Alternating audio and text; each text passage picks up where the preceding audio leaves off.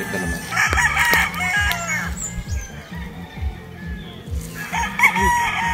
Rolling ka na? Ay, ang galing mo naman. Good day mga kasabong, welcome to Kak House. Ako muli si Mr. Chris Gonzalez ng CMG Gold Game Farm.